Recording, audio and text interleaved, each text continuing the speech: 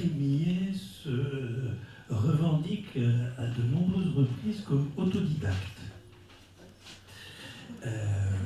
Donc c'est quelque chose qui nous rapproche, parce que nous, à l'Association pour le patrimoine autobiographique, nous ne sommes pas des écrivains professionnels, nous sommes des autodidactes de l'autobiographie.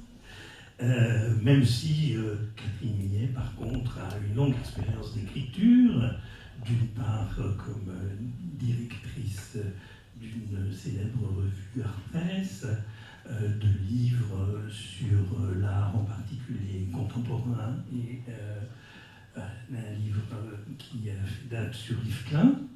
Yves Klein demandant à ses modèles nus, badigeonnés de son fameux bleu, et donc leur proposant de laisser leurs traces sur des grands tableaux blancs, comme on peut en voir au Centre Pompidou, c'était pour lui de proposer une manière d'autoportrait à ses modèles. Mais c'est peut-être plus facile que faire un autoportrait en mots. Et donc Catherine Millet est l'auteur de La vie sexuelle de Catherine M, publié en 2001, mais elle nous a quand même rejoint, puisqu'elle en est à son 5e volume autobiographique, avec en 2022 la publication de Commencement. Je voulais aussi parler de cette revue que vous connaissez peut-être, les moments littéraires. Il y a tout un dossier de Catherine Millet. Merci beaucoup. En fait, de votre très aimable introduction, j'ai retenu surtout l'allusion à Yves Klein, parce que, en effet, je me suis rendu compte, mais bien sûr à contre-coup, et je dois dire que c'était même après la publication de La vie sexuelle, que ce que j'avais fréquenté comme œuvre d'art avant de me décider à écrire autre chose que des ouvrages sur l'art, avait peut-être joué quand même un rôle dans le fait que quand j'ai donc commencé à écrire autre chose, c'était de l'autobiographie, c'était de l'exhibition de soi. Parce que vous avez évoqué Yves Klein, encore Yves Klein déléguait l'exhibition du corps à ses modèles, alors que tout de suite après, on a vu apparaître un certain nombre de pratiques féminines. Je dis féminines, alors il y avait aussi quelques hommes, il y a eu beaucoup de femmes qui ont dominé dans ce qu'on appelait la performance. La performance, je ne sais pas si vous voyez ce que c'était, enfin ce que c'est encore parfois, des fois c'est revenu un petit peu à la mode dans le monde de l'art. Eh bien c'est quelqu'un qui est face à un public et qui en effet, alors par exemple je citais souvent une artiste qui s'appelle Joan Jonas et qui avait comme pratique de la performance, c'était les débuts de la vidéo aussi, et elle était nue. La performance fait qu'on est nu au milieu du public, on n'est pas nu sur une scène, ce qui crée une distance. On est nu vraiment très près du public, et elle passait une caméra sur son corps nu comme ça. Et les images fragmentaires de ce corps donc apparaissaient sur des moniteurs qui étaient aussi face au public. Donc il y avait ce jeu comme ça entre le corps réel qui s'exposait et puis l'image de ce corps très, très fragmenté qui était simultanément offert aux yeux du public. Alors c'est un exemple comme ça, et je me dis mais peut-être ça a joué autant que d'ailleurs des exemples littéraires dans la manière dont je me suis orientée ensuite avec mes ouvrages.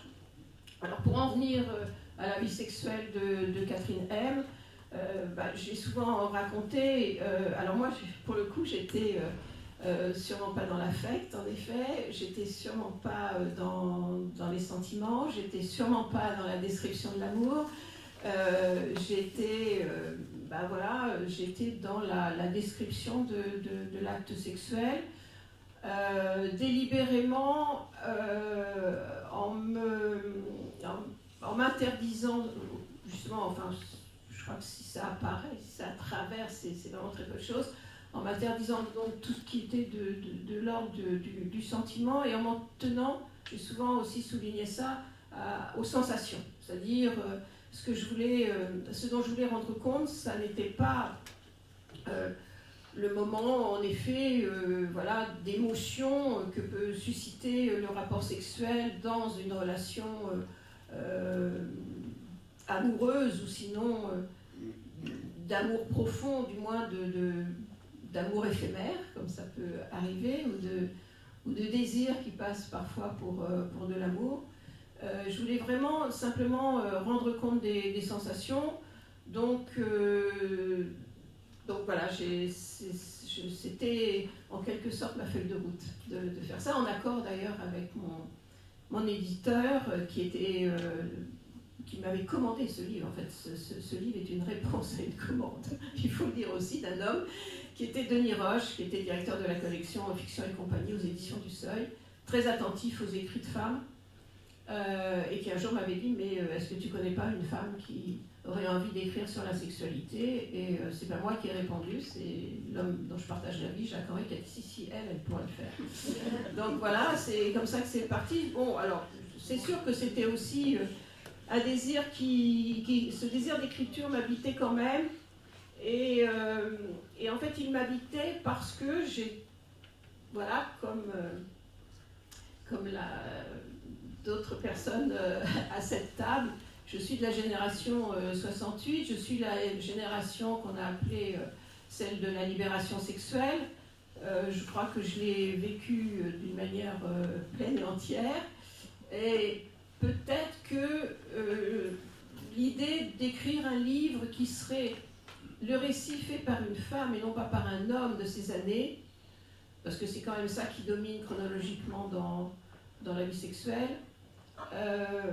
m'habitait dans la mesure où je pensais que je pouvais dire les choses autrement que ce que j'entendais autour de moi, ce que je pouvais lire au sujet de cette liberté sexuelle dans la bouche des hommes ou sous la plume des hommes. Pour le dire très vite, mon opinion était que les hommes avaient tendance à idéaliser la sexualité et que les femmes en avaient une approche d'abord souvent plus prosaïque, et peut-être que je reviendrai sur cette question-là, plus proche du réel. Moi, je voulais faire un écrit réaliste, voilà, livrer un écrit réaliste.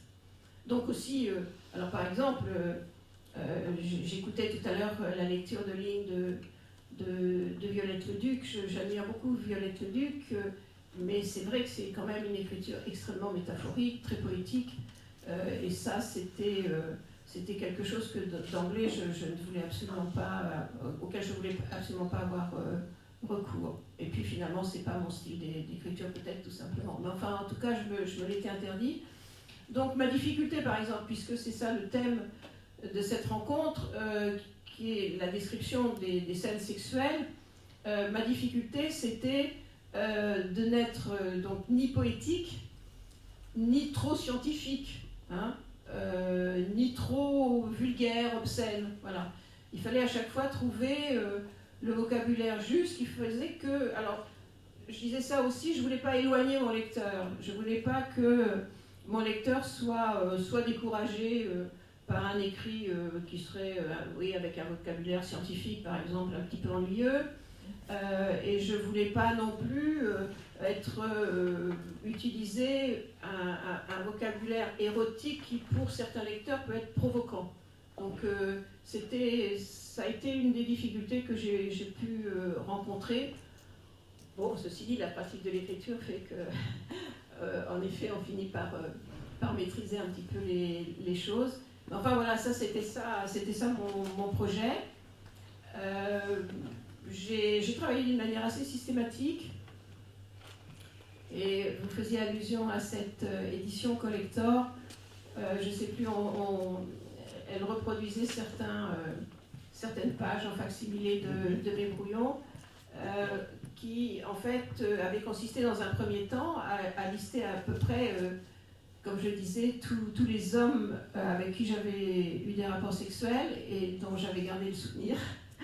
Bon, dont j'avais gardé voilà, une trace dans ma mémoire. Donc j'ai listé, et puis après j'ai quand même construit mon texte en fonction de thématiques qui n'étaient pas du tout, a priori, des thématiques sexuelles, qui étaient plutôt des thématiques spatiales, de définition spatiale, topologique, je dirais. Voilà. Et pourquoi ? Peut-être parce que, alors là, c'est des choses qu'on ne réalise qu'après coup, évidemment, parce que je pense que l'espace, pour moi, l'espace très large ou l'espace très étroit, a toujours joué un rôle dans ma sexualité, et même dans la sexualité que j'ai partagée ensuite avec l'homme avec qui je vis toujours. Donc voilà, peut-être que ça répondait à cet ancrage très, très profond de la sexualité en moi. Alors souvent on m'a posé la question, et en écoutant quelques bribes là, de journaux intimes tout à l'heure, j'y repensais. On m'a souvent posé la question, mais est-ce que cette démarche que vous avez eue, et puis même que je continue finalement depuis, d'écrire sur votre sexualité, est-ce que c'était pour vous une façon de vous connaître, est-ce que vous cherchiez à vous connaître? Alors c'est vraiment pas le cas. Il se trouve qu'à plusieurs reprises j'ai été en analyse. Bon, le travail en analyse, ça m'avait suffi. J'avais pas tellement envie de continuer. J'avais plutôt envie d'apporter un témoignage. Voilà, c'était ça. Je voulais, je crois que ça a été dit aussi là tout à l'heure, je voulais apporter le témoignage d'une femme qui a traversé une certaine époque. Voilà. Et que ça puisse, je sais pas, pour les générations futures, et ça va commencer à devenir nécessaire, je crois, étant donné les générations futures qui sont en train d'arriver à l'âge adulte, d'apporter un témoignage, voilà, sur une façon qu'a été de vivre sa sexualité à une certaine époque de l'histoire de l'humanité. Vous voyez, je suis assez ambitieuse, c'est ça. Alors, je vais quand même peut-être compléter cela par une remarque qui va m'amener à évoquer un autre livre qui est pas tout à fait le deuxième, enfin disons en gros le deuxième livre autobiographique important que j'ai écrit, qui s'intitule Jour de souffrance, et qui est le récit d'une crise de jalousie absolument dévastatrice que j'avais traversée. Et en fait, la jalousie a quand même à voir avec la sexualité, même s'il n'y a pas des récits de l'acte sexuel toujours comme ça à chaque page, comme dans le premier livre. Alors, je vais dire quand même quelques mots de ma vie et de la chronologie dans laquelle s'inscrivent ces livres. La vie sexuelle a été écrite après la traversée de cette crise de jalousie. Bon. Pas vraiment pour, je sais pas, m'en guérir ou quelque chose comme ça, peut-être quand même pour, disons, récupérer quelque chose de ma sexualité propre, de l'histoire, ce qu'avait été mon histoire dans la traversée de la sexualité. Bon. Après cette crise qui m'avait en fait vidé de moi-même, de ce que je pensais être au plan de la sexualité, etc. Donc ça a été peut-être un moment de reprise. Et puis, et ça aussi j'ai eu souvent l'occasion de le raconter, c'est que la vie sexuelle a rencontré un très grand succès, que j'étais en contact, j'ai été pendant, je sais pas, pratiquement 2 ans en contact permanent, tout le temps, avec des publics à travers le monde.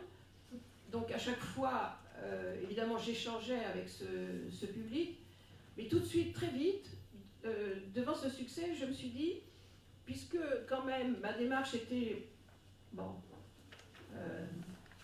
celle de Paul Cézanne, je vous dois la vérité en peinture et je vous la donnerai, je vous dois la vérité en matière sexuelle, je vous la donnerai.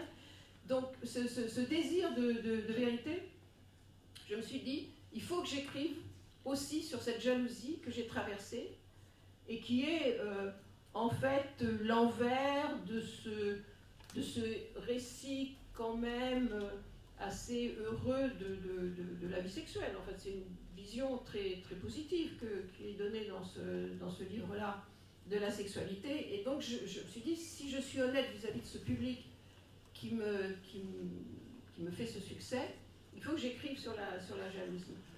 Mais je ne l'ai pas fait tout de suite.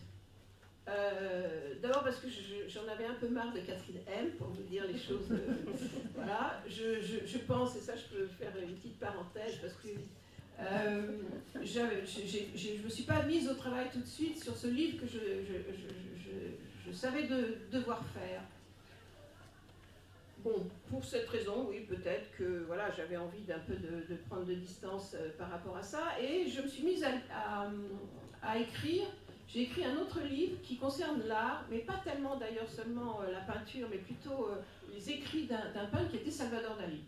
J'ai écrit un livre sur Salvador Dali qui s'intitule Dali et moi, d'ailleurs. Bon, pourquoi ? Parce que j'y appliquais une méthode qui était une approche critique, c'est après tout mon premier métier, une approche critique d'une œuvre, celle de Salvador Dali, à travers, à la fois, bien sûr, les outils qui sont propres aux critiques, à l'essayiste, mais aussi, finalement, à l'autobiographe. C'est-à-dire que je me servais d'éléments que je sentais en moi, qui me rendaient, que je pouvais, c'est un peu prétentieux de dire les choses comme ça, partager avec Salvador Dali. Voilà. C'est parce qu'il me semblait que les fantasmes que Salvador Dali décrivait dans ses écrits, et aussi bien sûr dans sa peinture, mais notamment dans ses écrits, c'est ce à quoi je m'étais intéressée à ce moment-là, rencontraient mes propres fantasmes, pour le dire d'une façon très simple. Et qu'en quelque sorte, je pouvais tenter d'expliquer cette œuvre de l'intérieur parce que je partageais certains fantasmes. Alors, notamment, bon, et ça vous connaissez peut-être un peu l'œuvre de Salvador Dali, le voyeurisme. Et c'est en écrivant sur Salvador Dali que j'ai compris que la clé de cette crise de jalousie sur laquelle j'avais envie d'écrire, que j'avais envie de présenter au public comme ça, comme un devoir à faire en quelque sorte, à honorer, eh bien, je comprenais d'autant mieux cette crise de jalousie qu'il y avait une question de voyeurisme au cœur de cette obsession jalouse. Voilà. Et donc j'étais beaucoup mieux armée pour aborder l'écrit autobiographique sur la jalousie que si je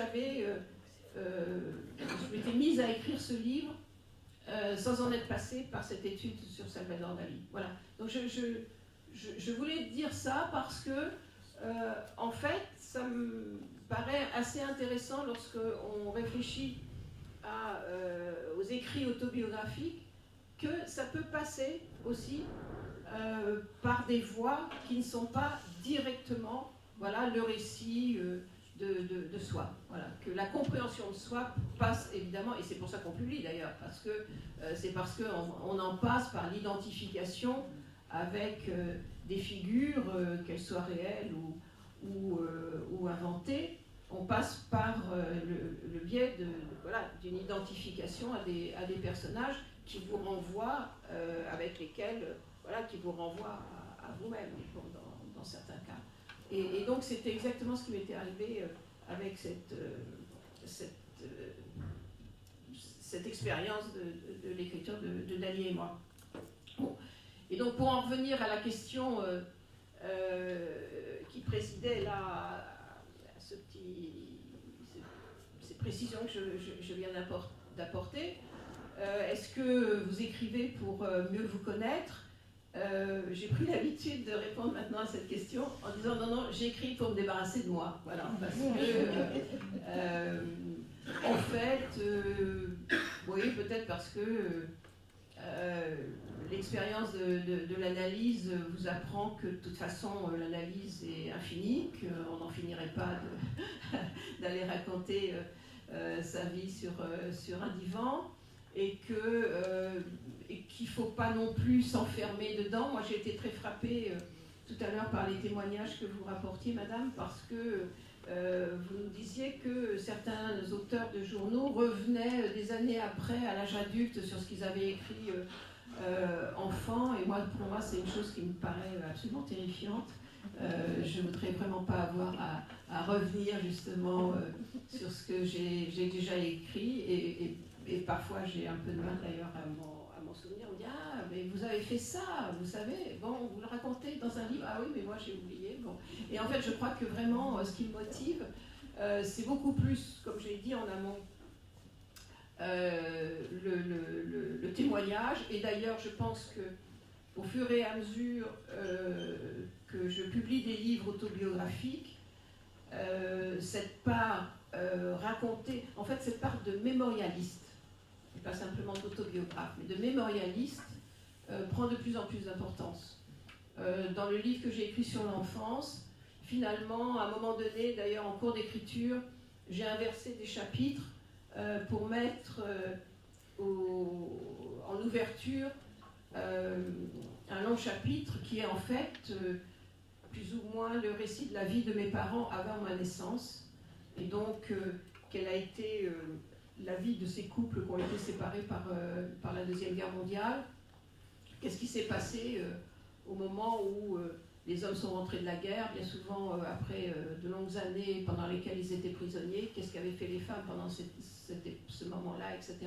Et en fait, c'est ça qui m'a beaucoup intéressée aussi. Et puis, plus récemment, là, le livre qui est sorti en 2022, qui s'appelle Commencement, c'est le récit qui mêle mes débuts dans la vie professionnelle en tant que critique d'art. Donc c'est aussi un récit qui dépeint le milieu de l'art dans les années 70, enfin fin des années 60 et années 70, et que c'est un travail qui m'intéresse autant que finalement de parler de moi-même.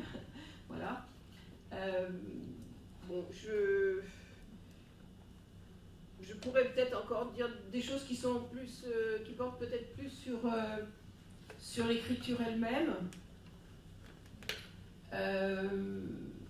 Parce qu'en fait, il y a des choses que j'ai notées aussi en vous écoutant les unes les autres.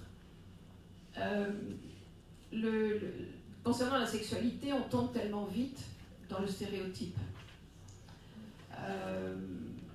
Et évidemment, pour celui qui a l'ambition d'être un écrivain, d'abord, si on veut faire de la bonne littérature, il vaut mieux, en principe, éviter les stéréotypes. Et puis surtout parce que le stéréotype vous empêche d'atteindre la vérité. C'est un écran.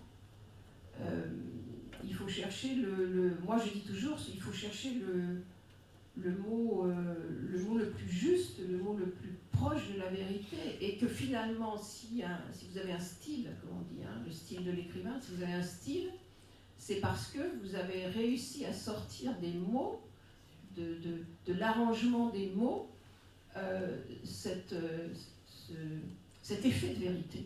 Voilà. Je pense que c'est toujours l'effet de vérité qui est ressenti, même lorsque on en appelle, comme Violette Leduc, parfois à quelque chose qui approche vraiment la poésie, mais c'est le mot juste. Voilà. Et ça, c'est, je pense, très, très important. Et en même temps, en fait, il y a juste une chose, alors ça c'est vraiment une parenthèse, c'est que j'ai noté une phrase de Violette Leduc qui m'a beaucoup touchée. Enfin, je n'ai pas eu le temps de la noter exactement, mais vous me corrigerez. Voilà. J'ai retenu qu'elle parlait de l'écriture, du plaisir qu'elle avait à l'écriture qui avançait, alors, guillemets, comme une barque poussée par le vent. Et j'ai trouvé ça, alors ça m'a beaucoup touchée, parce que ce travail d'aller chercher le mot juste, voilà. Moi, je dis toujours que comme une fois que je suis dans le travail, que je suis en face de mon ordinateur et que j'écris, je me sens toujours comme portée par une houle. Voilà. Et donc, voilà, sur une barque qui avance aussi comme ça doucement. Et c'est ce mouvement de houle, voilà, ou ce vent qui pousse doucement la barque, qui vous amène à trouver le mot juste. Voilà, c'est parce que vraiment vous êtes libre sur la barque et sur la houle. Vous êtes libre, vous êtes loin de... Vous êtes au milieu de la mer, vous êtes tout seul au milieu de la mer, et c'est quelque chose, c'est un mouvement très profond qui vient de l'intérieur de soi, voilà, qui suscite cette houle et qui vous fait approcher cette vérité que vous cherchez. Voilà. Donc je voulais juste faire peut-être cette petite parenthèse, et finalement, faire quand même cette réserve à propos du vocabulaire, c'est que je pense qu'il faut néanmoins être très attentif aux stéréotypes. C'est qu'eux aussi, néanmoins, ont une vérité. Voilà. Et moi, je m'en suis rendu compte parce que le stéréotype, qu'est-ce que c'est ? C'est vraiment c'est ce qu'on partage le plus immédiatement avec les autres. Voilà.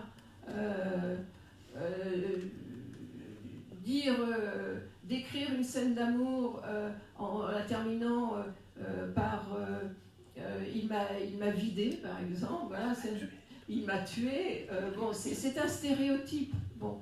Mais c'est une accroche aussi, avec de dialogue avec l'autre, parce que ça, tout le monde le comprend, tout le monde l'entend. Bon, alors maintenant, il faut savoir l'utiliser dans le récit. Il faut faire en sorte que... moi, je sais par exemple que dans la vie sexuelle, j'ai utilisé, mais presque à la manière de ready-made, comme ça, des fragments de dialogue obscène qu'on peut avoir pendant l'acte, pendant le coït, et en fait, qui sont très souvent truffés de mots tout faits, quoi, en fait, qui viennent ou presque de la littérature pornographique, mais d'abord qui servent beaucoup d'excitants, bon, mais qui sont aussi, voilà, un des moyens d'échanger avec l'autre dans cet instant. Donc je pense qu'il ne faut pas non plus complètement les négliger, puisqu'on est en train de parler de sexualité, je pense qu'ils jouent leur rôle. Voilà, donc j'avais juste, pour finir, envie de souligner quelque chose qui ne me concerne qu'en partie. C'est que quand même, les intervenants à cette table sont des intervenantes. Et en fait, je crois qu'on peut faire le constat que, en tout cas pour la période moderne et contemporaine, ce sont quand même beaucoup les écrits de femmes sur la sexualité qui dominent. Voilà. Bien sûr, il a été question de Violette Leduc tout à l'heure. Bon, moi j'ai été une grande lectrice d'Anaïs Nin, et franchement, on peut difficilement aller plus loin dans le témoignage sur la sexualité que ce qu'elle avait fait d'emblée. Lorsque j'ai publié La vie sexuelle, publié d'ailleurs chez le même éditeur, les écrits d'une jeune femme qui malheureusement est décédée depuis, qui s'appelait Nelly Arcan, et qui avait publié un magnifique livre qui s'appelait Putain.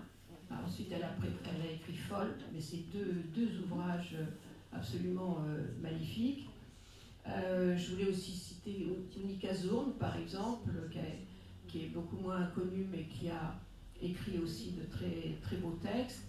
Donc, voilà, alors, bon, on peut se poser la question, pourquoi surtout des femmes ? J'ai deux fragments de réponse, quoi. C'est pas... Il faudrait une thèse sur le sujet. Je pense d'abord que, pour des raisons, moi je dis d'ailleurs tout simplement physiologiques, dans l'acte sexuel, les femmes ont une distance que les hommes n'ont pas. Voilà. Et que donc elles ont un pouvoir d'observation dans cet instant-là, que n'ont pas forcément les hommes. Je ne dis pas qu'ils ne peuvent pas l'avoir, bien sûr, mais je pense que naturellement, les femmes sont beaucoup plus observatrices de ce point de vue-là. Ce qui fait aussi, et ça m'a toujours frappé dans les écrits des femmes sur la sexualité, c'est l'attention aux détails, et parfois aux détails le plus prosaïque. Moi, une chose qui m'avait absolument, amusée, étonnée, dans le livre justement Nelly Arcan, donc putain, elle racontait comment elle accueillait des clients, quoi. Elle gagnait sa vie comme prostituée. À un moment donné, il y a un petit passage où, je sais pas, elle est à quatre pattes par terre, et à ce moment-là, avec un client, elle remarque que le ménage n'a pas été bien fait et qu'il y a des moutons sous le lit. Bon. Et je dis, mais c'est tellement une notation féminine, n'est-ce pas? Et pardon pour les féministes, c'est une conception de la femme un peu, comment dire, passéiste, mais bon, oui, mais enfin voilà, elle avait cette attention, et il y a autre chose comme ça qui, je me souvenais, d'ailleurs hier, j'ai de manière compulsive feuilleté le journal d'Anaïs Nin, qui est énorme, pour essayer de retrouver le passage, et je l'ai retrouvé, c'est lorsque elle raconte donc ses nuits d'amour avec son père, n'est-ce pas? Chacun dort néanmoins dans sa chambre d'hôtel, et à un moment donné elle raconte, elle le quitte, ils ont fait l'amour, elle le quitte, et elle retourne, elle traverse le couloir pour retourner dans sa chambre à elle, et elle dit qu'elle met un énorme mouchoir entre ses cuisses parce qu'il a tellement joui en elle, que voilà, il y a tout le sperme qui lui coule comme ça entre les jambes, et donc elle pense à mettre cet énorme mouchoir. Et là aussi je me dis, mais ça, voyez pas un homme raconter qui prend le mouchoir et puis qui va s'essuyer après l'amour. Voilà. Bon.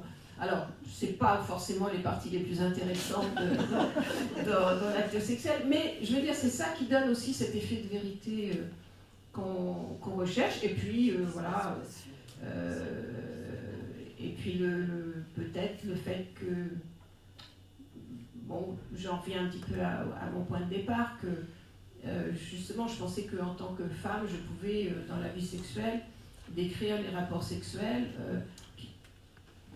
qui n'étaient pas toujours, l'atteinte du nirvana, quoi. Voilà. La réalité, c'est, des fois c'est bien, des fois c'est raté. Donc, c'est ça aussi que je vais chercher à raconter. Voilà. Bon, je vous en ai dit assez pour le moment. Et merci pour votre attention.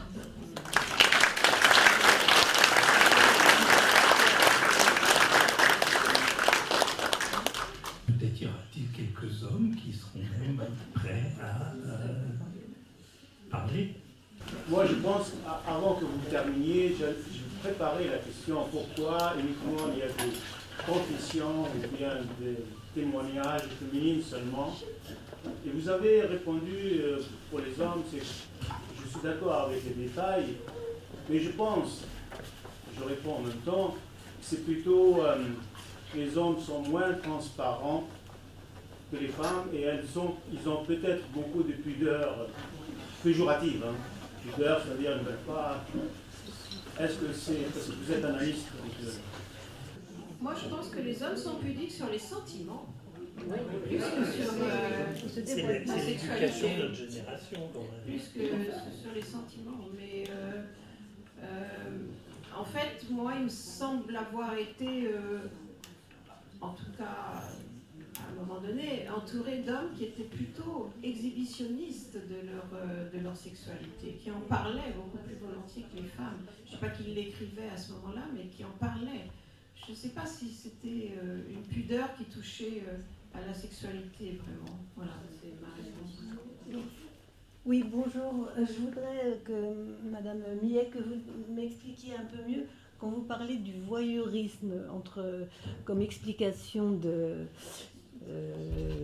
à partir de ce que vous avez lu de Dali, comment dans votre couple ce voyeurisme a-t-il joué? La question du voyeurisme, c'est assez, c'est une perversion, bien sûr. Hein. Et en fait, donc cette crise de jalousie qui est décrite dans Jour de souffrance, c'est bon? Vous m'entendez? Oui. En fait, ce qui est décrit, c'est la découverte par moi de photographies que mon mari avait faites avec des jeunes femmes avec qui il avait des relations. Et à partir de ces photographies, bon, c'est très condensé ce que je dis, mais à partir de ces photographies, j'ai commencé a alimenté une jalousie en bâtissant des fantasmes comme ça, en m'imaginant lui dans des scènes sexuelles avec ces jeunes femmes, voilà.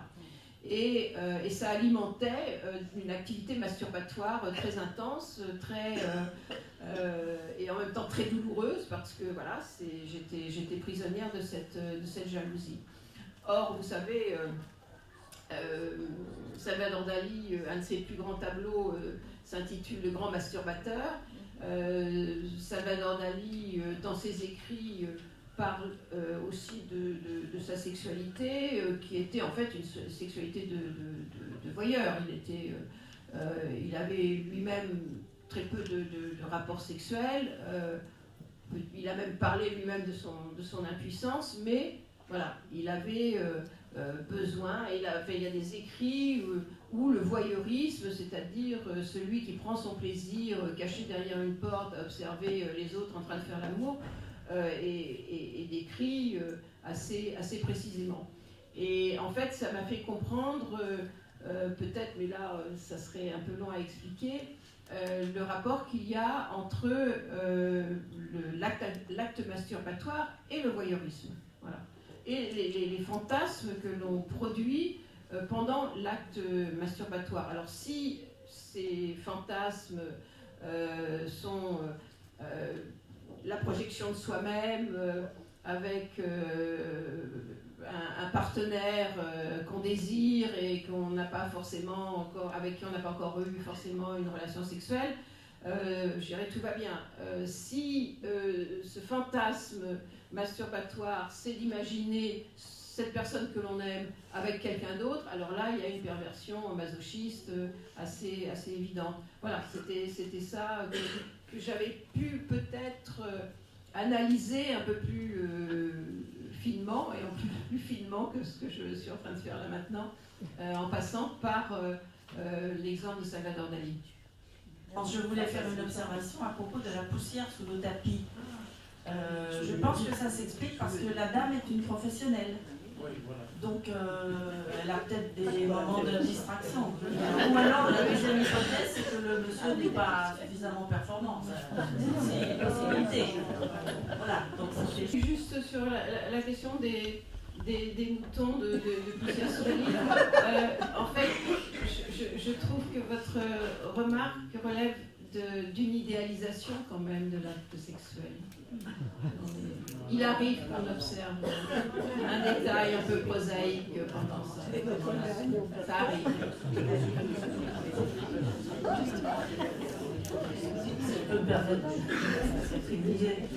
Vous parlez de distanciation, d'actes sexuels et de distance notamment, mais vous parlez bien de l'acte hétérosexuel. Ah oui, c'est sûr. Voilà, donc c'est juste ce que je voulais dire, parce qu'il n'y a peut-être pas le même vécu dans l'acte homosexuel. C'est une question, une remarque. Il y a un épisode homosexuel dans la vie sexuelle. Oui. Il y en a on ne se refait pas. Faire un peu provoque. Moi j'ai quand même remarqué que les femmes, ça marche pas. Les femmes fidèles à leur réputation, quand elles ont senti que les hommes étaient un peu en danger puisqu'on leur demandait de parler, ont tout de suite changé de sujet sur pourquoi est-ce que les hommes ne parlent pas, pourquoi est-ce que les hommes n'écrivent pas sur leur sexualité, sauf ce que j'ai entendu autour de moi là, et avec lequel je suis assez d'accord, dans les récits pornographiques qui n'apportent que de l'excitation et pas de la réflexion.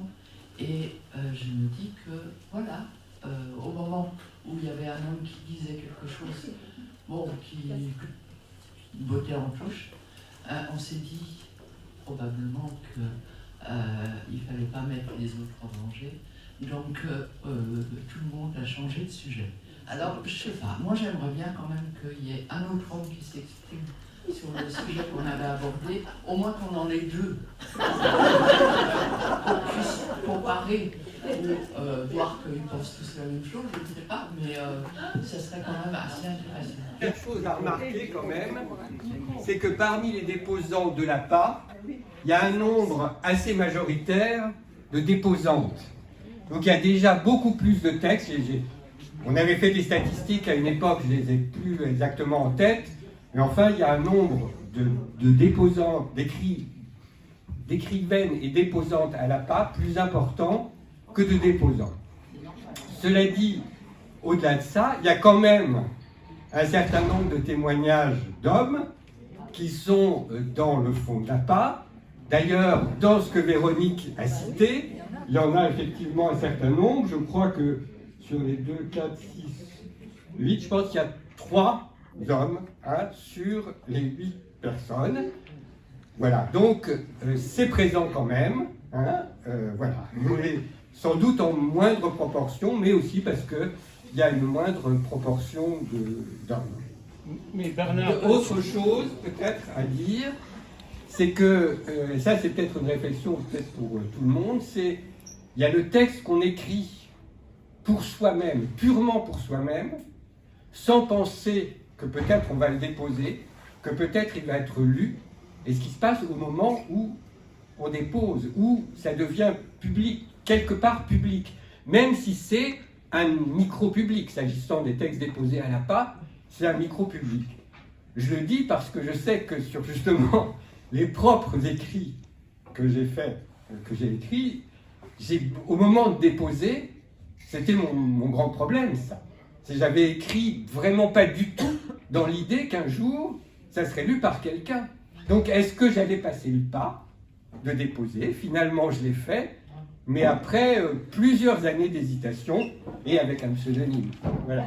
Mais Bernard, plus spécifiquement, sur ta sexualité, il y avait combien d'hommes? Ah, sur le blog? Oui, Alors, on n'est que 2. On a eu 3. Toutes les femmes. 3. Et nous sommes tous les 3 ici. 3 sur 17 auteurs. Voilà. Donc 14 femmes ont témoigné. Voilà. Et encore, moi, j'ai un peu évadé. Oui. Sur l'excision. C'est scientifique, on va dire. Voilà. Il m'a semblé, dans une revue très très rapide que vous avez pu voir, qu'il y avait aussi un certain nombre de textes d'hommes, pas forcément homosexuels, qui parlaient très très bien de la sexualité. Mais rappelez-vous, j'ai dit quelque chose qui paraissait un détail mais qui ne l'était pas. Je ne me suis intéressée qu'aux textes déposés depuis 2010, puisque je vous ai dit qu'avant, Anne-Claire Répriand a fait une étude remarquable, je n'allais pas la reprendre. Mais je ne peux pas vous donner des exemples précis parce que ça serait faussé. Mais il y a aussi des hommes qui écrivent sur la sexualité, qui en écrivent très bien. C'est pas du tout, en tout cas en ce qui me concerne, ce n'est pas du tout un parti pris.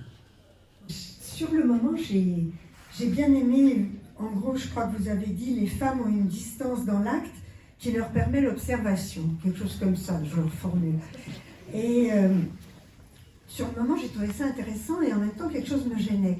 Et je me demande si c'est pas l'aspect un peu essentialisation ou globalisation, les femmes sont comme si les femmes font ça, parce que je vous en soupçonne pas, mais tout de même. Et je me demande si en fait ce qui crée la distance, c'est pas l'écriture justement, le fait d'essayer d'écrire. Et du coup, si les femmes écrivent plus que les hommes sur elles-mêmes, elles écrivent de ce fait plus sur la sexualité. Je sais pas. Alors bien sûr, quand on est comme ça dans des discussions, on dit les hommes, les femmes, et je suis absolument d'accord qu'il faudrait nous prendre tous un par un. Mais bon, quand même, d'ailleurs, je crois que j'ai assorti ma remarque d'une autre remarque en disant, je soupçonne qu'il y a aussi des raisons physiologiques.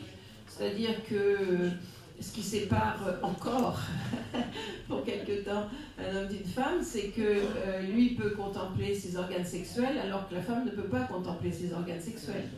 Moi, je me souviens, dans ma jeunesse, d'avoir lu des livres d'ailleurs la teneur féministe, où on apprenait aux filles à s'accroupir au-dessus d'un miroir pour découvrir comment elles étaient faites. Et en fait, c'était que le début de la connaissance, parce qu'on savait, d'ailleurs, je pense, qu'on ne savait pas encore ce qu'était vraiment l'organe sexuel féminin. Ça, c'est une chose très, très importante à souligner, c'est que la découverte quand même de l'organe sexuel féminin, c'est une chose très récente. Donc on pensait qu'il y avait le clitoris et point final, si je puis dire. Donc en fait, c'est quelque chose de très récent. Donc voilà, moi je pense que d'emblée, ça crée inconsciemment le fait de ne pas avoir l'accès visuel immédiat à ces organes sexuels, ça crée une distance. Voilà, je ne voulais pas dire plus que ça, en fait. Et puis, bon, sans compter que les choses ont beaucoup changé, sans doute, au cours de ces dernières décennies, du dernier siècle, je ne sais pas, mais que quand même, il y a eu des générations et des générations de femmes qui ont dû se succéder et ne connaître de la sexualité qu'une forme passive, aussi, je pense. Moi, je pense souvent à ça. Ça c'est le travail que j'avais fait sur D.H. Lawrence, l'auteur de la bande d'Eddie Chatterley, qui est un auteur absolument extraordinaire, magnifique, et à mon avis, personne n'a égalé Lawrence dans la description du plaisir féminin, bien qu'il était un homme. Et voilà, et je pense que lui a montré ça, en fait, aussi, cette distance comme ça que les femmes pouvaient avoir, et le fait que, voilà, pour des générations qui étaient encore celles qui l'a fréquenté au tout début du XXe siècle, le plaisir était une vraie découverte, quoi, en fait. Bonjour, donc il faut quand même que les hommes prennent la parole. D'autant que j'ai cru me reconnaître dans la première intervention dans un des journaux qui ont été cités. C'était CP pour vous indiquer. Il y a un point qui, quand on écrit ou quand on dépose, et quand on traite aussi de sexualité ou d'homosexualité, comme témoignage, moi je me souviens qu'il a été toujours beaucoup plus dur de dire que j'écrivais un journal que de dire que j'étais homosexuel. Et je ne sais pas si c'est le cas pour d'autres déposants, évidemment, je n'ai pas fait d'études là-dessus, mais ça reste toujours le sujet. C'est-à-dire que je serais capable de dire qu'il y a plus de gens qui vont savoir que je suis gay que de gens qui vont savoir que j'ai écrit un journal. Et c'est toujours le cas. Évidemment, là je le dis puisqu'on est à l'appât. Mais à l'extérieur, très peu de personnes vont le savoir. Alors que ça ne me gênerait pas pour le fait d'être gay. Voilà, c'était une manière de prolonger l'intervention et de vous rassurer, puisque j'ai déposé en 2013, mais il y en a d'autres qui se sont déposés depuis, il y en a un qui va arriver bientôt. Pour vous répondre, j'ai oublié de souligner une chose qui m'avait paru très très intéressant, c'est le fait aussi qu'à un moment, vous mélangez votre journal de recherche, vous faites une recherche sur un sujet assez pointu que j'ai oublié pour tout vous dire, mais à votre propre journal. Et aussi, ce qui m'a beaucoup intéressé dans votre journal, et en tout cas ce que j'en ai cité, c'est le fait que la limite d'écriture du journal devienne plus importante que le fait d'une part de révéler et se révéler que vous êtes homosexuel, et en un second temps, le récit de vos aventures, etc., au demeurant fort intéressante, mais ça m'avait vraiment frappé. Enfin, pour moi, vous étiez le symbole même de ce que j'aurais voulu démontrer, enfin, toute proportion gardée, c'est que l'écriture de sa sexualité est quelquefois un espèce d'accomplissement de la sexualité. Je ne sais pas comment vous dire, mais et votre exemple m'a beaucoup intéressé à ce sujet, et j'ai essayé de le rendre. Merci, je crois qu'on va terminer notre séance. Merci à nous.